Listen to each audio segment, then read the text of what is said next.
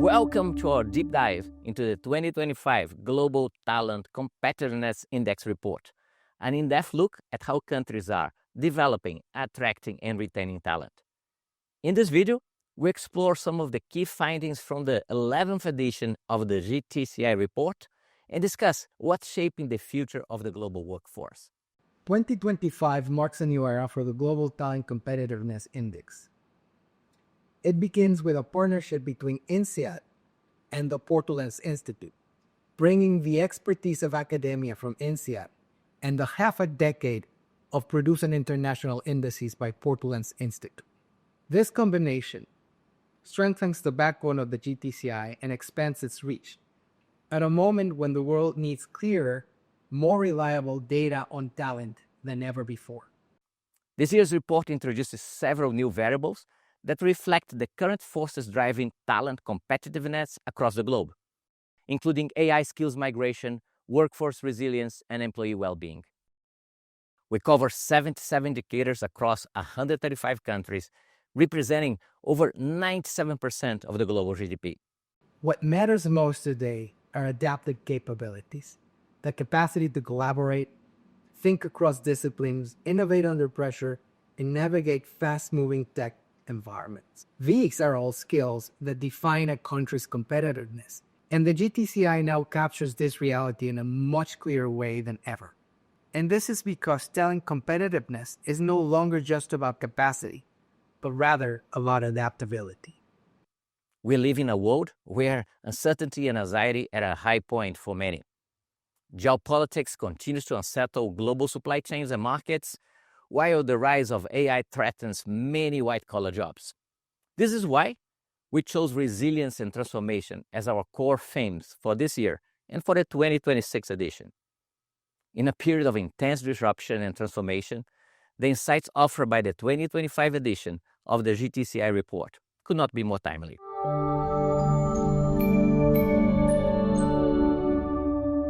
For the first time since GTCI's launch, Singapore is the top-ranked country for talent competitiveness.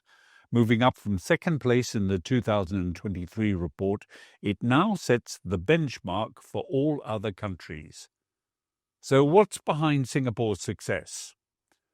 The city-state scored so well due to effective governance and a high standard of living, but also because of the constant evolution of its educational system and its forward-looking approach to nurturing an adaptive and an innovation-driven workforce. Singapore placed first in the formal education and regulatory landscape measures, showing the depth and the resilience of its human capital systems and institutional frameworks.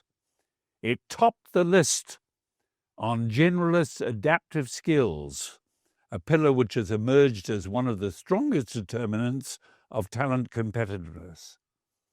This reflects the need for a labor force with the soft skills, the digital literacy, and the innovation-oriented thinking which is required by knowledge workers in today's professional, managerial, and leadership roles. Singapore's impressive result was driven by a significant improvement in its ability to retain its talented workforce, climbing 7 places to number 31.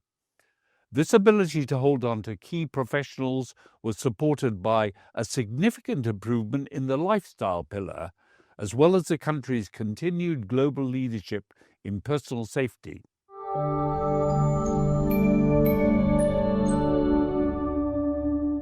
Let's talk about the standout leaders who've emerged in different regions of the world. While Singapore claimed the top position in the GTCI, it's worth noting that the whole of the Eastern and Southeastern Asia region, along with Oceania, shows a lot of dynamism. Australia in 10th and New Zealand in 18th overall outperformed expectations relative to their income levels. Their ability to retain talent attests to their strong institutional and skill ecosystems. The Philippines emerges as a rising success story among lower middle income economies. It ranks among the top 10 for soft skills, like communication, teamwork, and adaptability, which are becoming important drivers of talent competitiveness across all income groups. Malaysia continues its solid path among the upper middle income countries with exceptional digital skills and high technology exports. Looking elsewhere, Israel clearly leads the pack in North Africa and Western Asia, but high-income countries from across the Middle East continue to be global leaders in attracting talent, underpinned by exceptional levels of external openness. The United Arab Emirates ranks third worldwide in the attract pillar, while Qatar in 7th and Kuwait in 16th also feature prominently. We should point out that 5 of the top 10 economies in external openness are from Northern Africa and Western Asia, which emphasizes their growing influence as global hubs for international talent mobility and opportunity. Mauritius is placed first in sub-Saharan Africa, achieving high marks in attracting and retaining talent, while Uzbekistan tops the Central and Southern Asia region, performing well in talent retention and mid-level skills.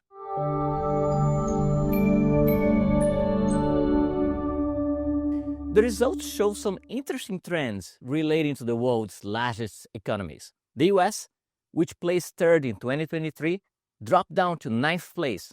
This was largely driven by a weak performance in terms of generalistic adaptive skills, where it dropped from 5th place down to 13th, and a decline in its ability to attract and enable talent.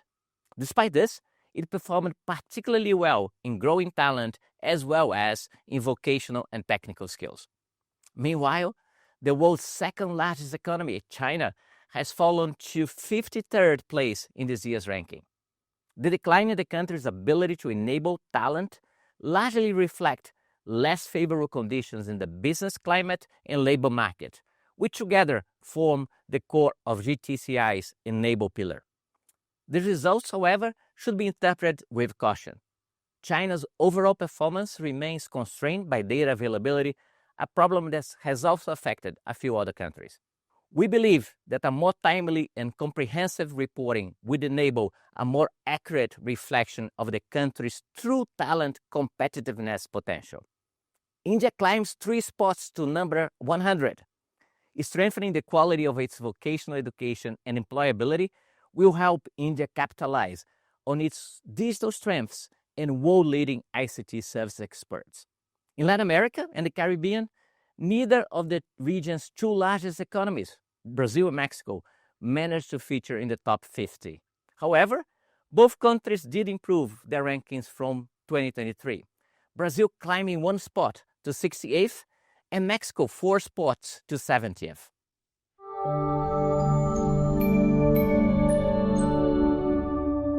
A central theme this year is understanding which economies are translating their talent investment into productivity.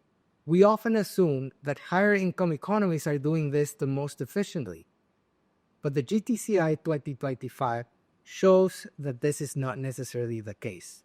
The most effective systems are those that are translating these inputs more efficiently into outputs, allowing them to translate their resources more strategically. By examining the input-to-output dynamics, the GTCI can explore which of these economies are punching way above their weight, and we find very interesting examples. Economies achieving remarkable results with comparatively less inputs. Several lower-income economies, including Sri Lanka, Tajikistan, Uzbekistan, and Kenya, also display this performance of producing more with less. High-impact talent competitiveness is not only led by higher levels of investment, but also through strategic focus and effective talent systems.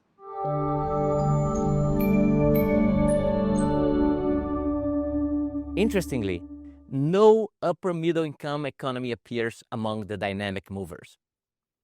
This absence may indicate that as countries move from middle to high income status, institutional and education reforms often lag behind income growth. The resulting gap between economic advancement and talent systems maturity can limit competitiveness gains, resulting in a talent plateau. While this may not yet represent a confirmed structural pattern, it suggests a transitional phase in which stronger coordination between education, labor, and business policy could help sustain upward mobility and talent competitiveness.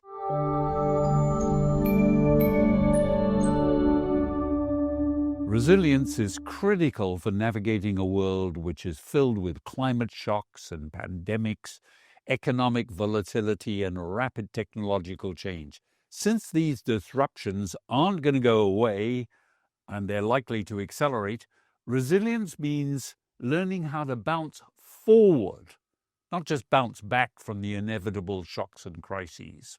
Resilience plays out at different levels, from individuals and households up through to society. At the individual level, surveys show that agency and self-efficacy, that's the belief that one can take the necessary actions to protect oneself and one's family, is declining. The share of people saying that they can do nothing to protect themselves from shocks has risen from 36% to 43% of all people around the world in the last 4 years. Resilience involved feedback across all of these levels, with societies helping people to anticipate shocks and communities with responsive leadership taking action when such shocks occur. But there's some interesting cultural patterns playing out in a few countries, such as the United States, where some surveys suggest that individual resilience is now stronger than societal resilience.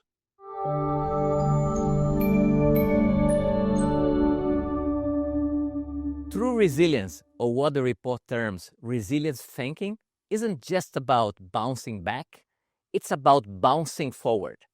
It means learning from disruption and adversity and cultivating the flexibility, cohesion, and foresight needed to thrive in an environment where stability itself has become the exception rather than the rule. Successful resilience at a societal level is about much more than just resources, as demonstrated by mid- and low-income countries such as Vietnam, Uzbekistan, and the Philippines performing well in this category. It's a result of high levels of institutional trust, whole-of-society preparedness, and lateral coordination. It means the ability to see problems coming and preparing for them. The Nordic nations, Singapore, and Switzerland are all good examples of societal resilience in practice, giving priority to active labor market practices to support citizens in bouncing forward from job loss, a highly disruptive experience that may accelerate with the impact of AI. It also means educational systems that help people to learn from adversity. And finally, it means a continued focus on developing organizational agility and collaborative problem solving to help turn disruption into forward-looking innovation and adaptation.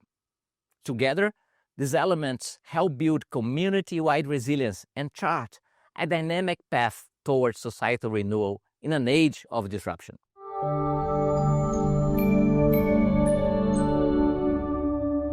In an era defined by disruption, resilience and competitiveness hinge on the ability to adapt, reimagine, and transform.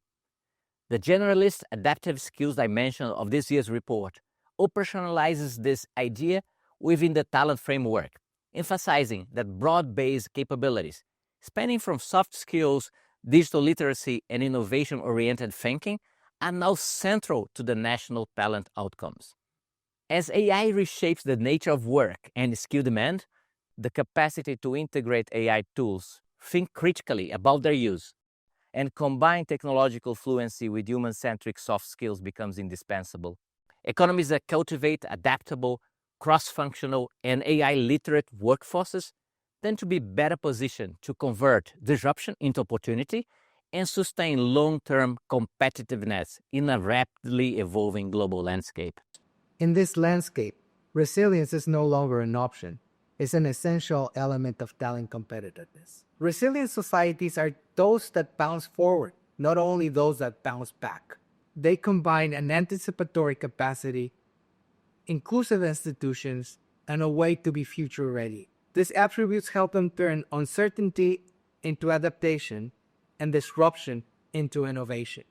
In 2026, the launch of the Talent Competitiveness Monitor will allow the GTCI to move one step further, transforming the GTCI from an annual report to a continuous intelligence system, providing real-time insights, interactive data, and more interpretative tools. These developments signal a bold future for the GTCI, more dynamic, more data-driven, more attuned by the realities of the world, reshaped by disruption and by innovation.